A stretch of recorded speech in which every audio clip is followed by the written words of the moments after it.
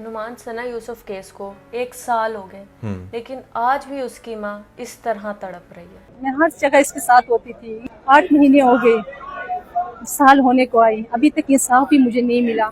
मैं चाहती हूँ कि मुझे इंसाफ मिल जाए, ये मुजरिम को कड़ी से कड़ी सजा दे।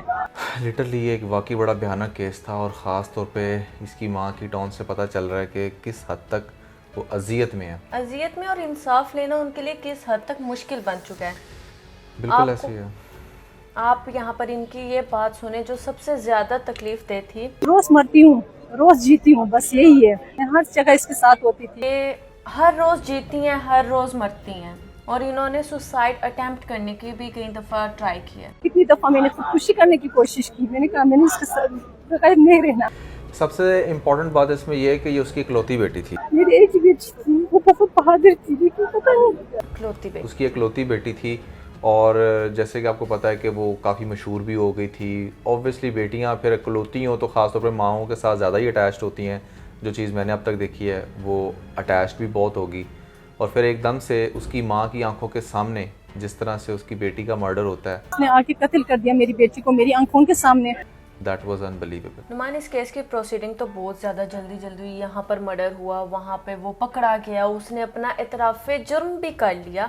हमने बाकायदा तौर पर इस पर सारी वीडियोस और सारी न्यूज़ आप लोगों के साथ शेयर की थी, और हमें था कि यार हो सकता है कि इस दफ़ा शायद कुछ इस तरह का ना मिरेकल हो जाए कि बहुत जल्दी फास्टली इस जो केस है वो हल हो जाए, और उसके बाद जब एक मुजरिम ने अपना जुर्म कबूल कर लिया तो उसको सज़ा सुना दी जाए। लेकिन नुमान आज भी 1 साल हो गए, इसकी माँ कोर्ट कचहरियों के धक्के खा रही हैं, ठोकरें खा रही हैं, फिर रही हैं कि कहीं ना कहीं से उनकी बेटी को इंसाफ मिल जाए, और वाज़ह तौर पे वो इधर कह भी रही हैं। साल होने को आई, अभी तक इंसाफ भी मुझे नहीं मिला। बस मैं चाहती हूँ कि मुझे इंसाफ मिल जाए, कि मैं चाहती हूँ कि उसको वो इंसाफ मिल जाए ताकि बाकी भी बेटियों को इंसाफ मिले। देखिए बात बड़ी सिंपल सी है। उमर नाम था ना, आई थिंक उसके। उमर हयात। उमर हयात, ठीक है। सो उमर हयात को जब पुलिस ने पकड़ा था तब तो उसने फ़ौरन से अपना इतराफ़ जुर्म कर लिया था, ठीक है। जहाँ तक मुझे ये केस याद है, पुलिस में उसने यही बयान दिया था। उसके पास से पिस्टल भी बरामद हुई थी जिससे उसने मर्डर किया। वो सारी चीज़ें तो उसने एक्सेप्ट कर ली थी, बट वो था हीट ऑफ द मोमेंट। जैसे आपने देखा ना कि हीट ऑफ द मोमेंट में बहुत सारे ऐसे हस्बैंड्स भी हैं जो अपनी वाइफ्स का मर्डर करने के बाद ख़ुद को भी जान से मार लेते हैं, ठीक है। तो हीट ऑफ द मोमेंट में जब उसको पकड़ा गया, यानी कि यहाँ पर वो केस हुआ था, फिर उसी शाम वो वायरल हुआ, अगले दिन वो जब पकड़ा जाता है तो वो भी उसी जोन में होगा, तो उसने एक्सेप्ट भी कर लिया। लेकिन प्रॉब्लम कहाँ से बनी, जब अदालत में गया तो वहाँ पर जाकर वो मुकर गया। जब तक इस बात को 1-2 दिन हो गए थे तब तक उसके बाप भी वहाँ पर आए, बाकी लोग भी आए, उन्होंने इसको बाकायदा समझाया कि नहीं तुमने बिल्कुल भी नहीं मानना, इस तरह तुम्हें सज़ा नहीं होगी, ये नहीं होगा, वो नहीं होगा। तो मेरे ख्याल से फिर फैमिली प्रेशर में आके कुछ खुद भी बाद में जब उसे होश आई होगी कि मैं क्या करने जा रहा हूँ, मुझे तो सज़ाए मौत होने वाली है, ठीक है ना। तो फिर उसने जब इस चीज़ को एक्सेप्ट नहीं किया तो इस वजह से अदालतें मेरे ख्याल से इतनी जल्दी जो है ना वो किसी नतीजे पर नहीं पहुँचती। पाकिस्तान का कानून ऐसा है, इंडिया में भी ऐसे ही होता है। ख़ास तौर पे किसी को जान से मार दे, एक तो जान चली गई ना, दूसरी की भी जान ख़त्म करने के लिए they really need a lot more facts and figures to figure out। और वैसे भी नुमान ठीक है, उसने हीट ऑफ द मोमेंट में बोल दिया, उसने नहीं कन्फेस किया होगा जज के सामने भी, लेकिन जैसे जैसे ये जो केस है वो प्रॉन्ग होता गया, उसकी कोई भी जो है नई अपडेट नहीं आती। बस ये होता है कि अच्छा डेट पे डेट मिलती है, वो जाते हैं वापस आ जाते हैं, तो उसको और ज़्यादा कॉन्फिडेंट इसमें हो गया होगा वो कि यार नहीं, अगर मैं इसी तरह चुप रहूँ, मैं कोई बात ना करूँ तो ये तो यूँ ही चलता रहेगा। क्या है, मैं जेल में ही बैठा हूँ ना, जिंदा तो हूँ, मेरी सांसें तो चल रही हैं, खाना भी मिल रहा है, खाना भी मिल रहा है फ्री का, एक ना एक दिन या तो बाहर निकल जाऊंगा, ये यहीं अपनी इसी में जिंदगी पूरी कर लूंगा। अगर आपको याद हो तो ये एक मिडिल क्लास घराने से था, इनका घर बार भी हमने दिखाया था, ये लोगों के घरों के सामने जाकर वीडियोस बनाया करता था। जबकि जो थी सना यूसुफ थी वो एक अच्छे घराने से ताल्लुक़ रखती थी, वो इस्लामाबाद की एक एलीट क्लास सोसाइटी में भी रहती थी, तो उनके लाइफस्टाइल में और इनके लाइफस्टाइल में ज़मीन आसमान का फ़र्क था। बिल्कुल ऐसा ही है। और दूसरी बात यह है कि देखो अभी इसकी उम्र की क्या थी, मेरे ख्याल से 20-21 साल होगी जब इसने ये मर्डर किया, ठीक है। तो ज़्यादा से ज़्यादा जो उम्र कैद होती है ना वो 16-17 साल की होती है मेरे ख्याल से, या बहुत हद तक शायद 20 साल की होती है। तो दैट मीन्स के 40 साल बाय द एज ऑफ 40 इसको फिर ये बाहर आ सकता है और फिर बाहर आके कोई ना कोई ऐसा क्राइम कर सकता है। मैं आपको एक बात बताऊं, जब एक इंसान इतना अरसा जेल में रहता है ना, उसने बाहर की दुनिया देखी नहीं होती, तो वो जब बाहर की दुनिया में आता है ना, तो वो फिर मतलब कोई ना कोई इस तरह की चीज़ कर जाता है, ठीक है ना, क्योंकि वो एक इंसान कम जानवर ज़्यादा बन जाता है। और वैसे भी जितने लंबे ट्रॉमा से वो गुजरा है, ठीक है, वो खुद भी अपनी हरकत की वजह से। नुमान, ट्रोमा अलग और जेल में आपका क्या ख्याल है कि सब अच्छे लोग होते हैं? जेल में हमेशा बुरा लोग ही जाते कंपनी हैं। बहुत बुरी होती है। वहां पर कोई ऐसा बंदा होगा कि जो चोरियां डकैतियां ज्यादा करता होगा, कोई ऐसा होगा जिसने बहुत ज्यादा मर्डर्स किए होंगे, और कोई ऐसा होगा जिसने अपनी ही पूरी फैमिली को मार दिया होगा। तो इस तरह के लोगों में, इस तरह के एनवायरनमेंट में जब आप रहते हो, तो आपके वहाँ पर ग्रूमिंग और आपके फिर वो सर्कल किस तरह का होता है। इसलिए कहते हैं इंसान हमेशा अपने सर्कल से पहचाना जाता है कि वो कैसे लोगों में उठता बैठता है। बिल्कुल, मैं आपकी बात को सेकंड करूंगा। यहाँ पर आप ये देखें कि एक नॉर्मल इंसान तो वंस इन अ वाइल किसी ऐसे बंदे के साथ इंटरेक्ट करता ना जिसने कोई क्राइम किया हो, तो वहाँ पर तो हैं ही सारे क्रिमिनल, तो फिर वो आपका ना एक क्रिमिनल माइंडसेट बन जाता है। अच्छा, जिस तरह हमारी सोसाइटी में भी क्या होता है ना कि जो थोड़ा सा पावरफुल होता है वो बाकी सबको लीड कर रहा होता है, तो जेल में भी ऐसे होता है। जिसने सबसे ज़्यादा मर्डर किए होते हैं, जो सबसे बड़ा गुंडा बदमाश होता है, वो वहाँ पर भी जेल के अंदर भी ना सबसे ज़्यादा उसकी दहशत होती है और बाकी सब लोग उसको जो है ना वो फॉलो कर रहे होते हैं। वहाँ पर भी इवेंचुअली ऐसा इन्वायरमेंट होता है। और वैसे भी नुमान, आपने अक्सर ये सीरीज में भी देखा होगा कि जेल में जाते साथ ही ना कोई जो इस तरह के बनते होते हैं जिन्होंने अपनी लाइफ में फर्स्ट टाइम कुछ इस तरह का अटेम्प्ट किया हो, किसी का मर्डर किया हो, और उनका पहला और आखिरी ही वो मर्डर किया हुआ हो, तो वो जब जेल में जाते हैं तो उससे पूछते हैं उसके जो बाकी फेलोज होते हैं, अच्छा तू किस केस में इधर अंदर आया है, तुझे तेरे पर जुर्म कहता, अच्छा बस ये था, इन जैसों का मैंने तो ये किया, मैंने तो ये किया है, मेरी तो ये लिस्ट है। वहां से क्या होती है, इनको और ज्यादा ना कॉन्फिडेंस मिल जाता है कि यार अच्छा ये सब कुछ भी लाइफ में होता है। और जब ये बाहर आते हैं तो ये और ज्यादा ना मेंटली तौर पे वो बिल्कुल ही दहशतगर्द बने होते हैं, और फिर ये पागल होते हैं, फिर ये कुछ भी कर गुजरते हैं। इसलिए इन जैसे लोगों को बाहर आना ही नहीं चाहिए जो एक इतना लंबा अरसा जेल में रह चुके हों। और वैसे भी जिन लोगों को खैर ये लग रहा है ना हमारी इस बात से कि शायद इस तरह का बड़ा क्राइम करके आराम से जेल में जाके रोटियां तोड़ें, तो ऐसा भी नहीं होता। ये उम्र कैद बामुशक्कत होती है जिसके अंदर आपसे काम भी लिया जाता है, और वो काम किस तरह के हो सकते हैं मैं आपको उसकी कुछ एग्जांपल दे देता हूँ।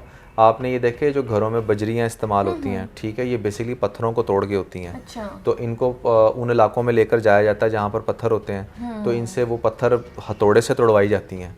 और इनको टारगेट मिलते हैं कि इतने पत्थरों की इतनी बजरी तुमने बनानी है। वो जब बजरी बनती है वो फिर ये आती है। कुछ तो क्रशर्स में होती है ना जो मैनुअली होती है, उसकी बात कर रहा हूँ। लकड़ी का बहुत सारा गवर्नमेंट ऑफिसेज में जो फर्नीचर पड़ा हुआ है वो सारा इन्हीं से बनवाया जाता है, ठीक है ना। इनसे मजदूरियाँ करवाई जाती हैं, इनसे सफाइयाँ करवाई जाती हैं, इनसे टॉयलेट साफ़ करवाए जाते हैं।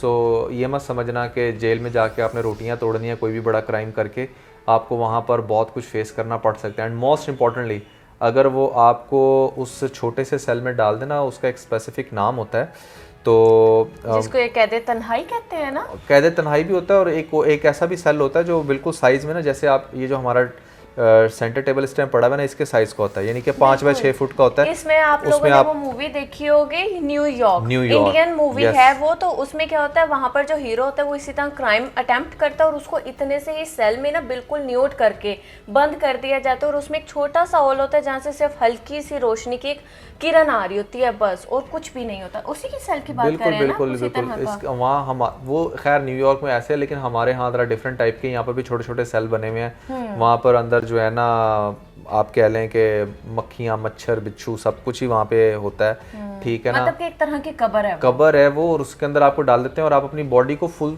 ओपन, मतलब सीधे होके लेट नहीं सकते, खड़े नहीं हो सकते, आपने ऐसे होके जो है ना 24 घंटे गुजारने हैं। तो बड़ी ज़्यादा आपको अजियत मिलती है। प्लीज़ ऐसा कोई भी क्राइम कभी ज़िंदगी में करने का भी मत सोचना कि आप किसी की बेटी को जाकर अपने किसी भी पर्पज़ के लिए कि उसने आपको रिजेक्ट किया, आप उसको जाकर जान से ही मार दोगे।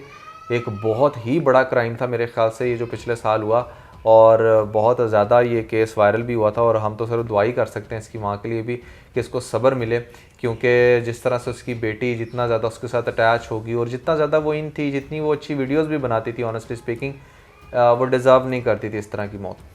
और वैसे भी नुमान, आपको अच्छे से आइडिया है हम लोगों को कि बेटियां कितनी ज़्यादा अपने पेरेंट्स, अपनी माँ के साथ अटैच होती हैं, ख़ास तौर पे वो लोग जो जितने भी ये मीडिया से रिलेटेड हैं। वो जब इनकी डेथ हुई थी सना यूसुफ की, तो इनके उस अपार्टमेंट में, उस घर में जाकर वीडियोस बनाते थे कि ये देखिए यहाँ पर ये गोली लगी थी, ऐसे ये ब्लड था। और आज तक इनकी मदर ने ना वो रूम वैसे का वैसे ही रखा हुआ है जैसे अच्छा। उसके लास्ट टाइम पर था। कि ना वहाँ से उन्होंने वो रिपेयर करवाई है वॉल जहाँ पर गन थी, ना वो क्लीन किए हैं डॉट सारे ब्लड के।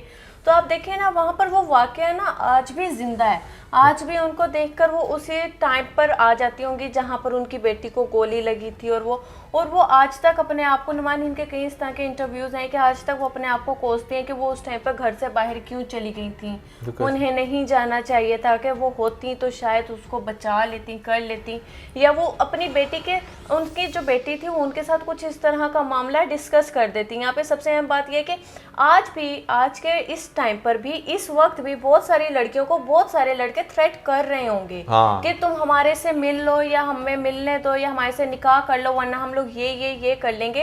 तो उनसे डरने की बनिस्बत आप लोग अपने पेरेंट्स के साथ, या फिर आपके पूरे खानदान में कोई एक पर्सन, या कोई एक भाई बहन कज़न, कोई एक ऐसा बंदा होगा जो आपका वेल विशर होगा, जिसके साथ आप अच्छे से हर चीज़ डिस्कस कर सकती होंगी, तो आप उसके साथ करें, बोलें। आप उस चीज़ को डर बनाकर मत बैठी रहें, वरना अंजाम कुछ इस तरह के होते हैं बाद में। बिल्कुल ऐसा ही है। और सना यूसुफ का जो केस है ना, वो मेरे ख्याल से बहुत सारी लड़कियों के लिए लेसन था, बहुत सारी लड़कियों के लिए लेसन होगा कि भाई किस तरीके, और लड़कों के लिए भी इनफैक्ट, क्योंकि लड़कों को गुस्सा बहुत ज़्यादा आता है। बहुत मैं ना नॉर्मली ये बात कहता हूँ, ठीक है, अब बहुत सारे लोग एग्री करेंगे इस चीज़ से, कभी भी आपको अपने पास गन नहीं रखनी चाहिए, ठीक है, चाहे आप किसी भी तरह की सिचुएशन में हो ना, आपको गन नहीं रखनी चाहिए। बहुत सारे लोग सेफ्टी के नाम पे गन रखते हैं अपने घर में कि जी हमने चोरों से बचत के लिए। भाई पहली बात तो ये है कि 70 to 80% अगर आपके घर में रोबरी हो रही है ना, कोई चोर आ गए बड़ी बड़ी गन्ने लेकर भी,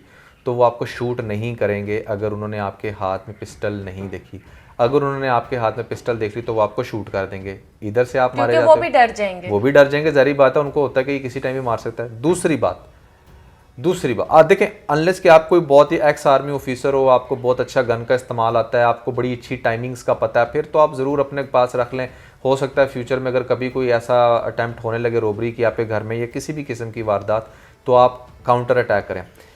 दूसरी बात, जो आम लोग रख लेते हैं ना बड़ा हीरो बनने के लिए कि हम ये कर दें, उनसे एक तो at the time of robbery उनके अंदर हिम्मत नहीं हो रही होती इतने वो काम करने की, क्योंकि आपके लिए ना आपके पास बड़ा करेज चाहिए बंदूक पकड़ के जाकर अटैक करने के लिए, और एक इंसान को मारना पूरी इंसानियत का कत्ल होता है, तो वो प्रेशर भी बहुत होता है कि आप कैसे मार दोगे, चाहे वो रोबरी क्यों ना। दूसरी बात, मेजॉरिटी केसेस में ये जो गन्स का इस्तेमाल हो रहा है ना घर में, वो अपनों पे ही हो जाता है, ठीक है ना। नुमान, उससे भी ज्यादा इस तरह की न्यूज आपने भी सुनी होगी कि कबर्ड में से बच्चे ने निकाल लिया, कबर्ड में से अपने भाई की तरफ होवर कर दिया खेल में, ठीक है ना, और उन्हें पता नहीं लगा और उन्होंने जो है गन चला दी। इस तरह के बेशुमार वाकयात हैं। या फिर टिकटॉक्स बनाने के लिए कितनी इस तरह की हमने वीडियोस देखी हैं। टिकटॉक बनाने के लिए, और देखो मर्दों को जब गुस्सा आता है, वो जब गुस्से में लाल पीले हो रहे होते हैं, उस टाइम अगर उनको कोई ऐसी बात, उनका फौरन हाथ उधर चला जाए पिस्टल की तरफ, वो हीट ऑफ द मोमेंट में पिस्टल चला दें, यार कहाँ से कहाँ बात पहुँचे। तो इसलिए फॉर गॉड से गन कभी भी मत रखो अपने पास,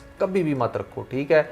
अल्लाह तो अक्ल ही छोड़ दो चीज़ें, ठीक है, कुछ नहीं होता। सेफ्टी अगर होनी भी होगी तो आपकी हो जाएगी, गन ने सेफ्टी नहीं करानी, गन ने उल्टा आपका नुकसान करना है। अब अगर इस लड़के के पास, मैं आपको एक बात बताऊँ, सिर्फ उस टाइम मौके पर इसको, वो जिस शख्स ने भी इसको गन दिया वो इसको गन ना देता, इसके पास गन ना होती ना, तो ये गुजर जाता, किसी को पता भी ना होता कि उमर हयात कौन है और सना यूसुफ का क्या सीन है, किसी को कुछ पता ना होता और ये लड़कियां जिंदा होती हैं। लेकिन यहाँ पर बस मैं वही एक बात कहूँगी, वही आप लोगों को लेसन दूंगी कि इस चीज़ से आप लोगों को ये चीज़ सीखनी चाहिए कि कुछ भी छुपाते नहीं हैं। कोई आपको इस लेवल का थ्रेट कर रहा है कि आपकी जान पर बन आई है, कुछ भी है, तो शोर मचाएं, बात करें, अपनों को बताएं, बनिस्बत इसके कि कल आपके साथ स्टैंड लेने वाला कोई ना खड़ा और बस दुख ही रह जाए इस तरह से, यार काश वो कर लिया। तो ये जो काश वर्ड है ना, ज़िंदगी का बहुत ख़तरनाक लफ्ज़ है ये काश। और एक और बात मैं लास्ट में कहना चाहूँगा, वो ये कि जिन फ्रेंड्स के साथ आप घूम फिर रहे होते हो ना, उनको बाद में आपकी बिल्कुल भी परवाह नहीं होती। अब जैसे ये फिरती थी इसके साथ, क्या नाम था, सामिया, देखो बाद में टिकटॉक लाइव पे भी आ रही है, दुनिया जान के वाहियात काम भी उसने किया, उसने अपनी कंट्रोवर्सी भी बाद में नहीं भूलनी की सना को, वही जो पहले दिन बड़ी रो कि कल तक मेरे पास थी, ये थी वो थी, लोग 2-4 दिन बाद दो भूल दिन जाते हैं। बाद ही उसका सॉन्ग शूट हो रहा सॉन्ग था, शूट हो रहा था। तो आपके वो फ्रेंड जिनको आप अपना सब कुछ समझ कर उनके साथ टाइम सब कुछ स्पेंड बता करें, देते उनको। उससे बहुत बेहतर है अपनी माँ के साथ, बाप के साथ, अपने भाई के साथ या फिर किसी ऐसे कज़न के साथ ही शेयर कर लो जो अच्छा आपको समझता है या जो आपकी हेल्प कर सकता है। खैर, that was everything about this the bold couple episode 225। We believe कि आपने इस वीडियो से बहुत कुछ सीखा होगा। Never forget to like and share, और इसके साथ ही अपना बहुत सारा ख्याल रखें। खुदा हाफिज़।